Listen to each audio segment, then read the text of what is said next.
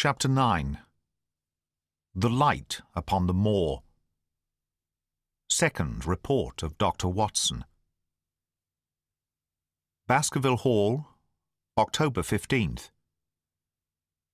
My dear Holmes, if I was compelled to leave you without much news during the early days of my mission, you must acknowledge that I am making up for lost time, and that events are now crowding thick and fast upon us.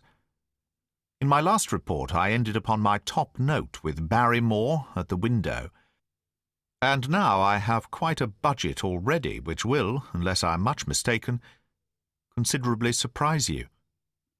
Things have taken a turn which I could not have anticipated. In some ways they have, within the last 48 hours, become much clearer, and in some ways they have become more complicated. But I will tell you all, and you shall judge for yourself. Before breakfast on the morning following my adventure, I went down the corridor and examined the room in which Barrymore had been on the night before. The western window through which he had stared so intently has, I noticed, one peculiarity above all other windows in the house.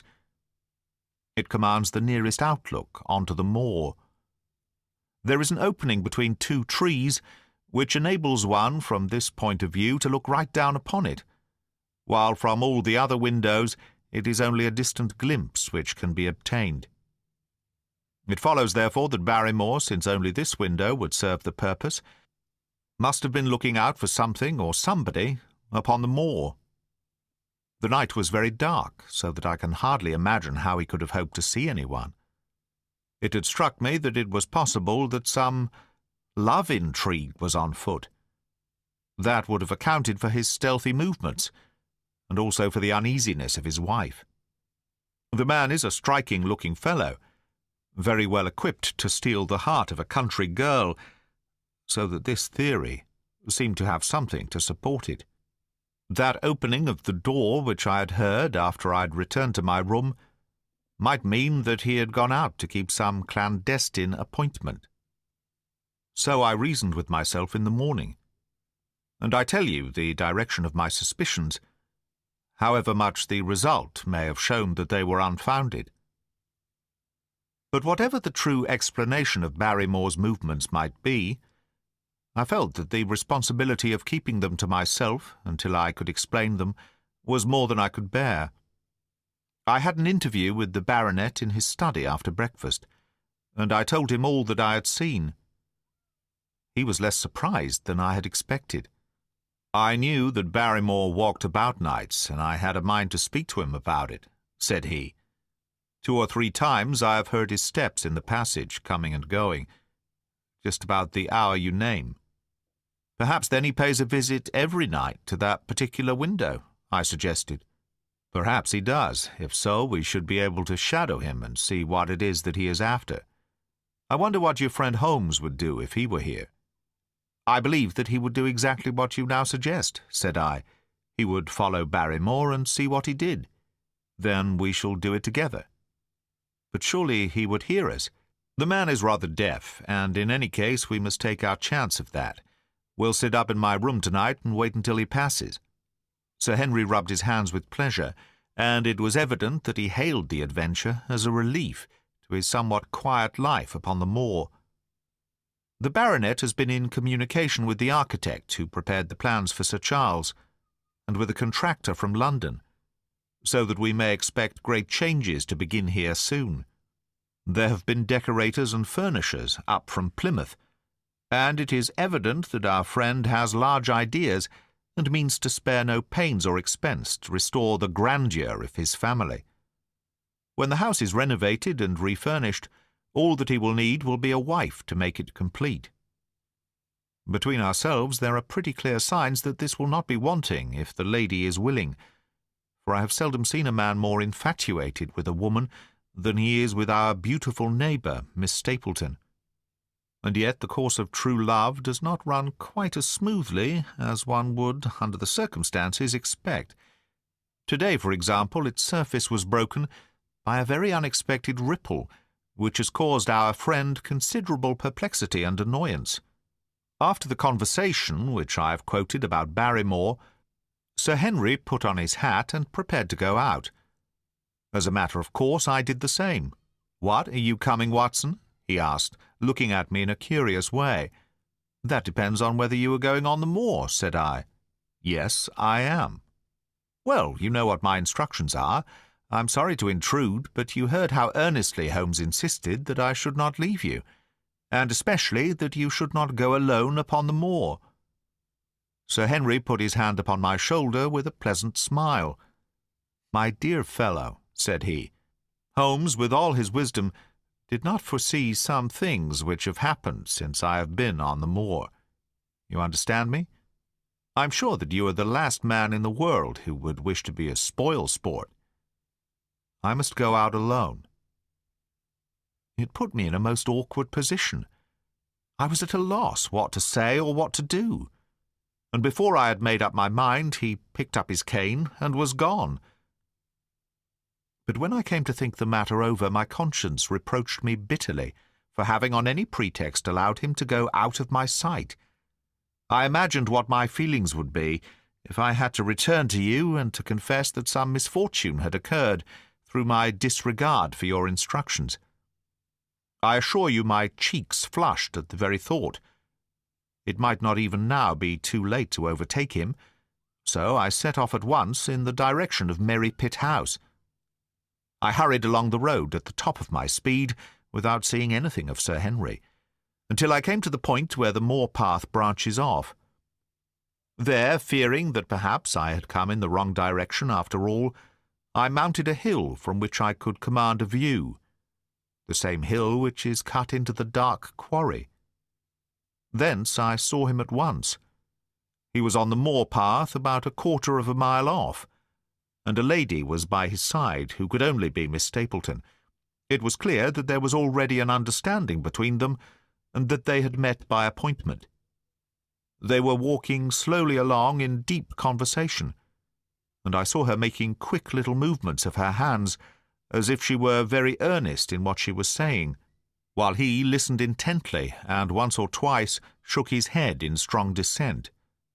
I stood among the rocks watching them, very much puzzled as to what I should do next. To follow them and break into their intimate conversation seemed to be an outrage, and yet my clear duty was never for an instant to let him out of my sight. To act the spy upon a friend was a hateful task.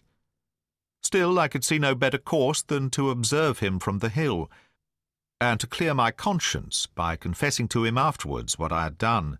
It is true that if any sudden danger had threatened him, I was too far away to be of use, and yet I am sure that you will agree with me that the position was very difficult, and that there was nothing more which I could do. Our friend Sir Henry and the lady had halted on the path, and were standing deeply absorbed in their conversation, when I was suddenly aware that I was not the only witness of their interview. A wisp of green floating in the air caught my eye, and another glance showed me that it was carried on a stick by a man who was moving among the broken ground. It was Stapleton, with his butterfly net. He was very much closer to the pair than I was, and he appeared to be moving in their direction. At this instant Sir Henry suddenly drew Miss Stapleton to his side. His arm was round her, but it seemed to me that she was straining away from him with her face averted. He stooped his head to hers, and she raised one hand as if in protest.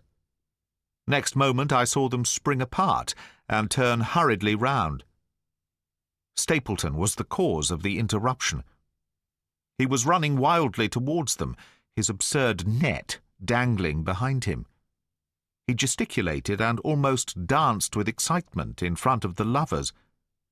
What the scene meant I could not imagine, but it seemed to me that Stapleton was abusing Sir Henry, who offered explanations, which became more angry as the other refused to accept them. The lady stood by in haughty silence. Finally, Stapleton turned upon his heel and beckoned in a peremptory way to his sister, who, after an irresolute glance at Sir Henry, walked off by the side of her brother. The naturalist's angry gestures showed that the lady was included in his displeasure.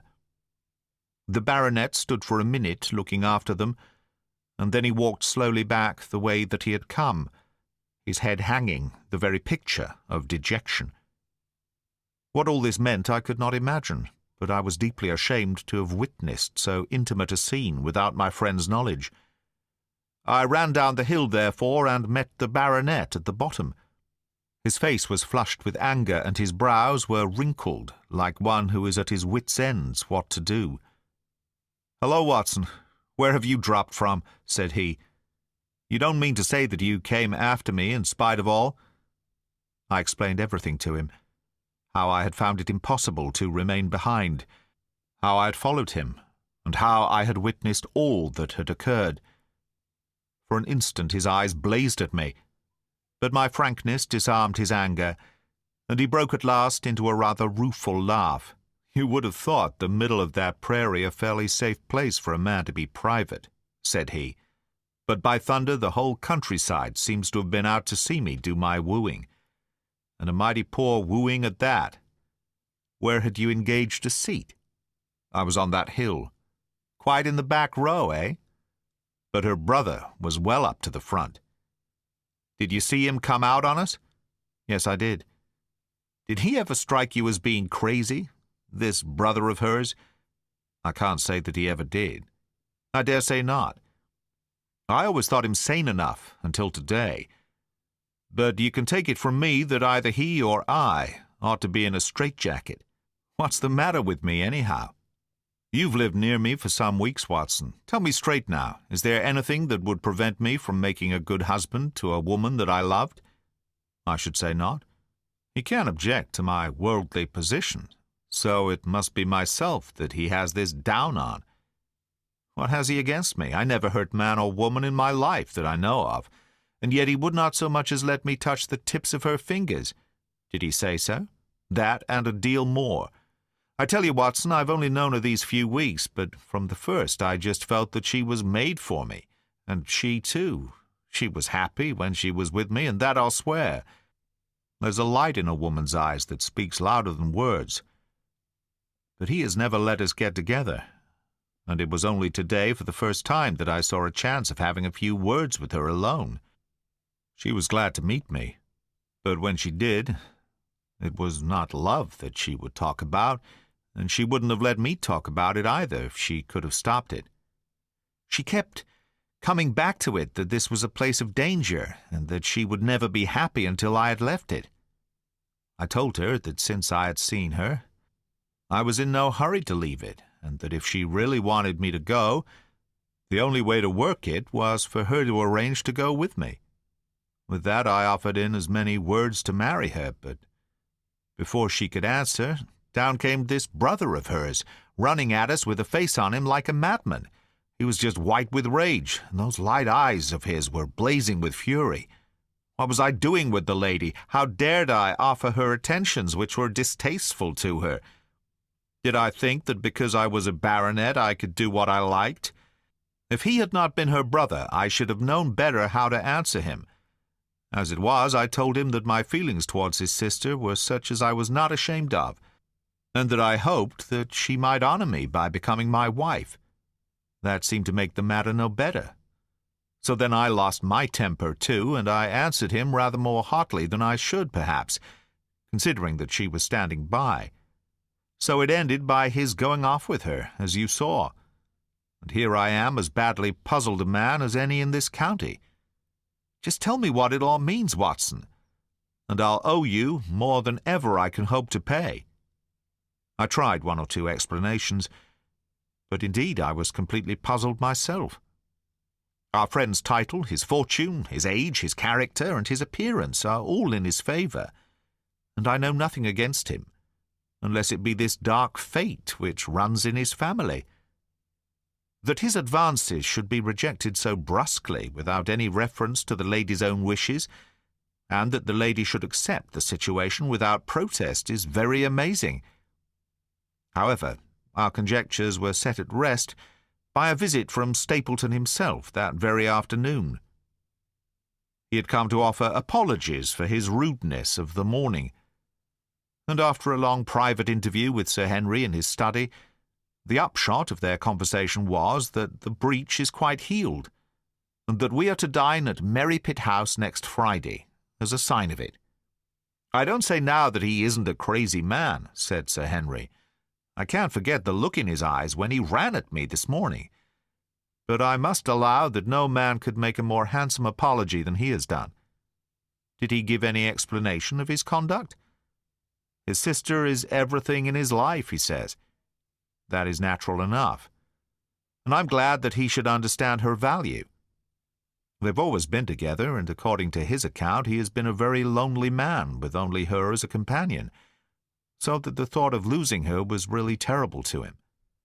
He had not understood, he said, that I was becoming attached to her, but when he saw with his own eyes that it was really so, and that she might be taken away from him, it gave him such a shock that for a time he was not responsible for what he said or did. He was very sorry for all that had passed, and he recognized how foolish and how selfish it was that he should imagine that he could hold a beautiful woman like his sister to himself for her whole life. If she had to leave him, he had rather it was to a neighbor like myself than to anyone else.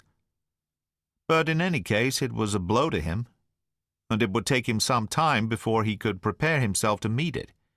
He would withdraw all opposition upon his part, if I would promise for 3 months to let the matter rest, and to be content with cultivating the lady's friendship during that time without claiming her love. This I promised, and so the matter rests. So there is one of our small mysteries cleared up. It is something to have touched bottom anywhere in this bog in which we are floundering. We know now why Stapleton looked with disfavour upon his sister's suitor, even when that suitor was so eligible a one as Sir Henry. And now I pass on to another thread which I have extricated out of the tangled skein, the mystery of the sobs in the night, of the tear-stained face of Mrs. Barrymore, of the secret journey of the butler to the western lattice window. Congratulate me, my dear Holmes, and tell me that I have not disappointed you as an agent, that you do not regret the confidence which you showed in me when you sent me down. All these things have by one night's work been thoroughly cleared. I have said by one night's work, but in truth it was by 2 nights' work, for on the first we drew entirely blank. I sat up with Sir Henry in his rooms until nearly 3 o'clock in the morning, but no sound of any sort did we hear, except the chiming clock upon the stairs.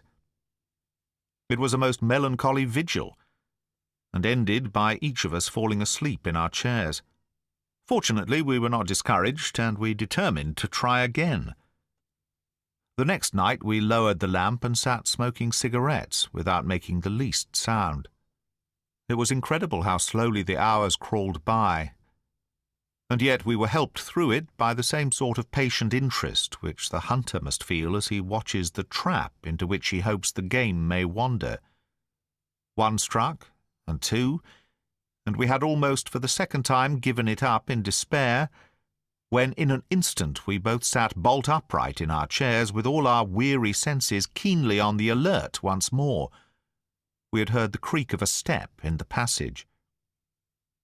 Very stealthily we heard it pass along until it died away in the distance. Then the baronet gently opened his door, and we set out in pursuit. Already our man had gone round the gallery, and the corridor was all in darkness. Softly we stole along until we had come into the other wing. We were just in time to catch a glimpse of the tall, black-bearded figure, his shoulders rounded as he tiptoed down the passage. Then he passed through the same door as before, and the light of the candle framed it in the darkness, and shot one single yellow beam across the gloom of the corridor. We shuffled cautiously towards it, trying every plank before we dared to put our whole weight upon it. We had taken the precaution of leaving our boots behind us, but even so the old board snapped and creaked beneath our tread. Sometimes it seemed impossible that he should fail to hear our approach. However, the man is fortunately rather deaf, and he was entirely preoccupied in that which he was doing. When at last we reached the door and peeped through, we found him crouching at the window, candle in hand, his white, intent face pressed against the pane. exactly as I had seen him 2 nights before. We had arranged no plan of campaign, but the baronet is a man to whom the most direct way is always the most natural. He walked into the room, and as he did so, Barrymore sprang up from the window with a sharp hiss of his breath and stood livid and trembling before us.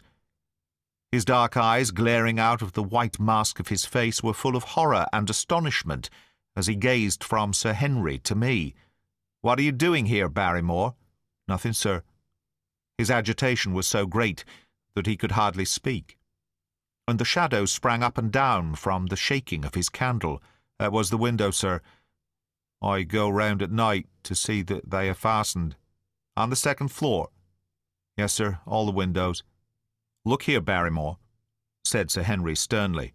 "We have made up our minds to have the truth out of you, so it will save you trouble to tell it sooner rather than later. Come now, no lies. What were you doing at that window?" The fellow looked at us in a helpless way, and he wrung his hands together like one who is in the last extremity of doubt and misery. "I was doing no harm, sir. I was holding a candle to the window." "And why were you holding a candle to the window?" "Don't ask me, Sir Henry, don't ask me. I give you my word, sir, that it is not my secret, and that I cannot tell it. If it concerned no one but myself, I would not try to keep it from you." A sudden idea occurred to me, and I took the candle from the trembling hand of the butler. "He must have been holding it as a signal," said I. "Let us see if there is any answer." I held it as he had done, and stared out into the darkness of the night. Vaguely I could discern the black bank of the trees and the lighter expanse of the moor, for the moon was behind the clouds. And then I gave a cry of exultation, for a tiny pinpoint of yellow light had suddenly transfixed the dark veil and glowed steadily in the centre of the black square framed by the window. "There it is!" I cried. "No, no, sir, it is nothing. Nothing at all," the butler broke in. "I assure you, sir." "Move your light across the window, Watson," cried the baronet. "See, the other moves also. Now, you rascal, do you deny that it is a signal? Come, speak up. Who is your confederate out yonder? And what is this conspiracy that is going on?" The man's face became openly defiant. "It is my business and not yours. I will not tell." "Then you will leave my employment right away." "Very good, sir. If I must, I must." "And you go in disgrace. By thunder, you may well be ashamed of yourself. Your family has lived with mine for over 100 years under this roof, and here I find you deep in some dark plot against me." "No, no, sir, no, not against you." It was a woman's voice, and Mrs. Barrymore, paler and more horror-struck than her husband, was standing at the door. Her bulky figure, in a shawl and skirt, might have been comic, were it not for the intensity of feeling upon her face. "We have to go, Eliza, that is the end of it. You can pack our things," said the butler. "Oh, John, John, have I brought you to this? It is my doing, Sir Henry, all mine. He has done nothing except for my sake, because I asked him." "Speak out, then. What does it mean?" "My unhappy brother is starving on the moor. We cannot let him perish at our very gates.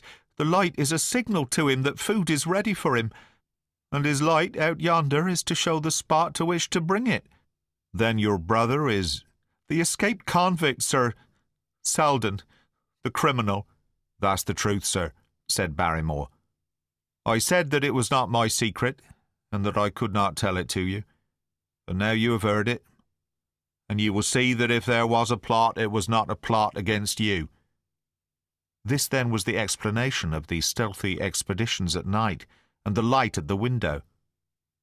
Sir Henry and I both stared at the woman in amazement. Was it possible that this stolidly respectable person was of the same blood as one of the most notorious criminals in the country? "Yes, sir, my name was Selden, and he is my younger brother.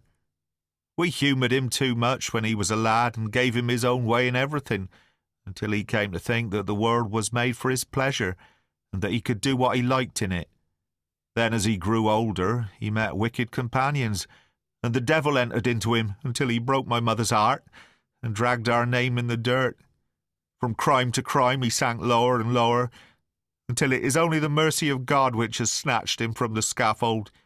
But to me, sir, he was always the little curly-headed boy that I had nursed and played with as an elder sister would. That was why he broke prison, sir. He knew that I was here, and that we could not refuse to help him. When he dragged himself here one night, weary and starving, with the warders hard at his heels, what could we do? We took him in and fed him, cared for him. Then you returned, sir, and my brother thought he would be safer on the moor than anywhere else, until the hue and cry was over, so he lay in hiding there. But every second night we made sure if he was still there by putting a light in the window, and if there was an answer, my husband took out some bread and meat to him. Every day we hoped that he was gone, but as long as he was there we could not desert him. That is the whole truth, as I am an honest Christian woman, and you will see that if there is blame in the matter, it does not lie with my husband, but with me, for whose sake he has done all that he has." The woman's words came with an intense earnestness, which carried conviction with them. "Is this true, Barrymore?" "Yes, Sir Henry, every word of it." "Well, I cannot blame you for standing by your own wife. Forget what I have said. Go to your room, you two, and we shall talk further about this matter in the morning." When they were gone, we looked out of the window again. Sir Henry had flung it open, and the cold night wind beat in upon our faces. Far away in the black distance, there still glowed that one tiny point of yellow light. "I wonder he dares," said Sir Henry. "It may be so placed as to be only visible from here." "Very likely. How far do you think it is?" "Out by the cleft tor, I think." "Not more than a mile or two off." "Hardly that." "Well, it cannot be far if Barrymore had to carry out the food to it. And he is waiting, this villain, beside that candle. By thunder, Watson, I am going out to take that man." The same thought had crossed my own mind. It was not as if the Barrymores had taken us into their confidence. Their secret had been forced from them. The man was a danger to the community, an unmitigated scoundrel for whom there was neither pity nor excuse. We were only doing our duty in taking this chance of putting him back where he could do no harm. With his brutal and violent nature, others would have to pay the price if we held our hands. Any night, for example, our neighbours, the Stapletons, might be attacked by him, and it may have been the thought of this which made Sir Henry so keen upon the adventure. "I will come," said I. "Then get your revolver and put on your boots.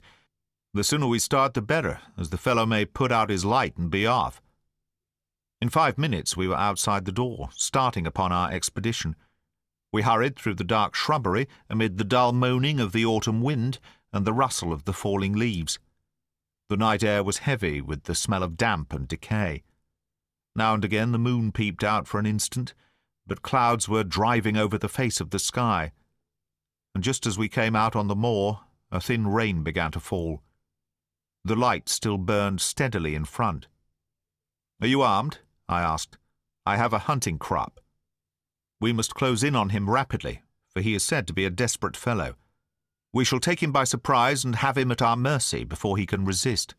I say, Watson," said the baronet, "what would Holmes say to this? How about that hour of darkness in which the power of evil is exalted?" As if in answer to his words, there rose suddenly out of the vast gloom of the moor that strange cry which I had already heard upon the borders of the great Grimpen Mire. It came with the wind through the silence of the night, a long deep mutter, then a rising howl, and then the sad moan in which it died away. Again and again it sounded, the whole air throbbing with it, strident, wild, and menacing. The baronet caught my sleeve, and his face glimmered white through the darkness. "My God, what's that, Watson?" "I don't know. It's a sound they have on the moor. I heard it once before." It died away, and an absolute silence closed in upon us. We stood straining our ears, but nothing came. "Watson," said the baronet, "it was the cry of a hound." My blood ran cold in my veins, for there was a break in his voice which told of the sudden horror which had seized him. "What do they call this sound?" he asked. "Who? The folk on the countryside?" "Oh, they are ignorant people. Why should you mind what they call it? Tell me, Watson, what do they say of it?" I hesitated, but could not escape the question. "They say it is the cry of the Hound of the Baskervilles." He groaned and was silent for a few moments. "A hound it was," he said at last. "But it seemed to come from miles away. Over yonder, I think." It was hard to say whence it came. It rose and fell with the wind. "Isn't that the direction of the great Grimpen Mire?" "Yes, it is." "Well, it was up there." "Come now, Watson, didn't you think yourself that it was the cry of a hound? I'm not a child. You need not fear to speak the truth." "Stapleton was with me when I heard it last. He said that it might be the calling of a strange bird. No, it was a hound.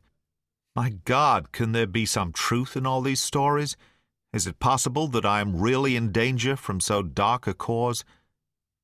"You don't believe it, do you, Watson?" No. And yet it was one thing to laugh about it in London, and it is another to stand out here in the darkness of the moor and to hear such a cry as that. And my uncle! There was the footprint of the hound beside him as he lay. It all fits together. I don't think that I am a coward, Watson, but that sound seemed to freeze my very blood. Feel my hand. It was as cold as a block of marble. You'll be all right tomorrow. I don't think I'll get that cry out of my head. What do you advise that we do now? Shall we turn back? No, by thunder, we have come out to get our man, and we will do it. We after the convict, and a hellhound, as likely as not, after us. Come on. We'll see it through if all the fiends of the pit were loose upon the moor. We stumbled slowly along in the darkness, with the black loom of the craggy hills around us, and the yellow speck of light burning steadily in front. There is nothing so deceptive as the distance of a light upon a pitch-dark night, and sometimes the glimmer seemed to be far away upon the horizon, and sometimes it might have been within a few yards of us. But at last we could see whence it came, and then we knew that we were indeed very close. A guttering candle was stuck in a crevice of the rocks, which flanked it on each side, so as to keep the wind from it, and also to prevent it from being visible, save in the direction of Baskerville Hall. A boulder of granite concealed our approach, and crouching behind it, we gazed over it at the signal light.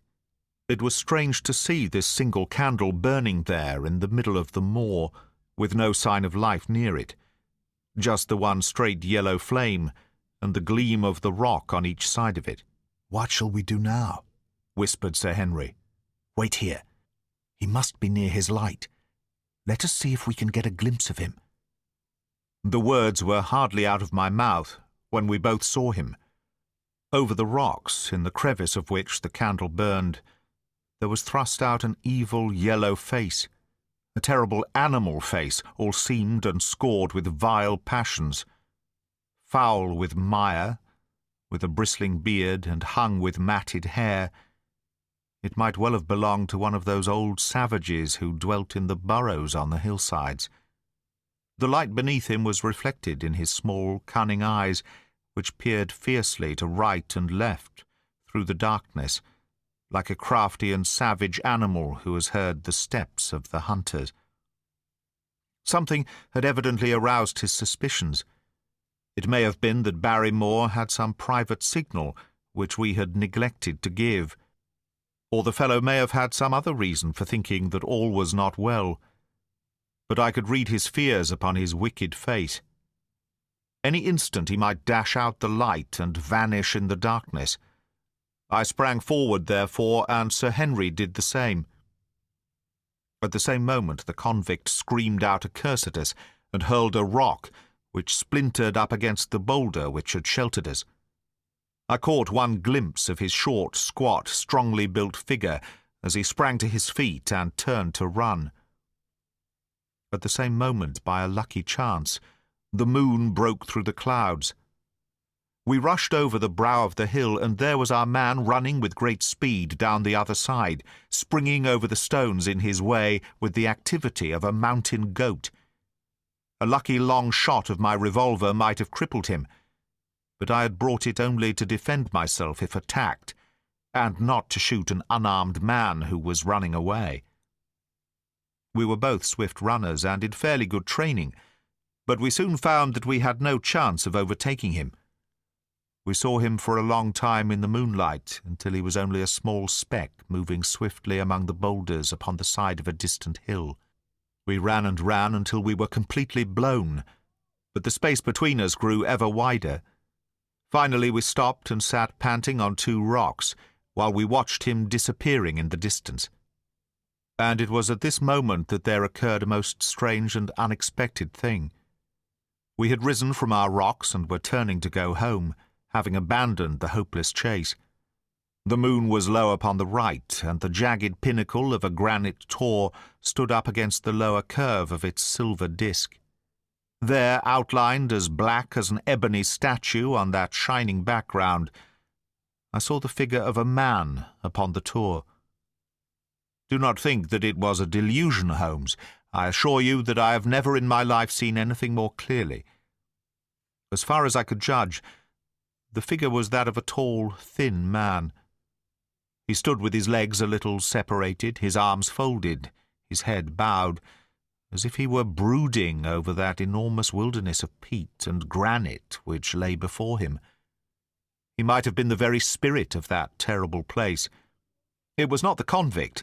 This man was far from the place where the latter had disappeared. Besides, he was a much taller man.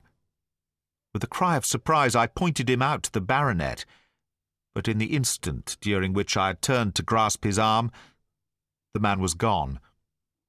There was the sharp pinnacle of granite still cutting the lower edge of the moon, but its peak bore no trace of that silent and motionless figure. I wished to go in that direction and to search the tor, but it was some distance away. The baronet's nerves were still quivering from that cry, which recalled the dark story of his family, and he was not in the mood for fresh adventures. He had not seen this lonely man upon the tor, and could not feel the thrill which his strange presence and his commanding attitude had given to me. "A warder, no doubt," said he. "The moor has been thick with them since this fellow escaped." Well, perhaps his explanation may be the right one, but I should like to have some further proof of it. Today we mean to communicate to the Princetown people where they should look for their missing man. But it is hard lines that we have not actually had the triumph of bringing him back as our own prisoner. Such are the adventures of last night, and you must acknowledge, my dear Holmes, that I have done you very well in the matter of a report. Much of what I tell you is no doubt quite irrelevant, but still I feel that it is best that I should let you have all the facts, and leave you to select for yourself those which will be of most service to you in helping you to your conclusions. We are certainly making some progress. So far as the Barrymores go, we have found the motive of their actions, and that has cleared up the situation very much. But the moor, with its mysteries and its strange inhabitants, remains as inscrutable as ever. Perhaps in my next I may be able to throw some light upon this also. Best of all would it be if you could come down to us. In any case, you will hear from me again in the course of the next few days.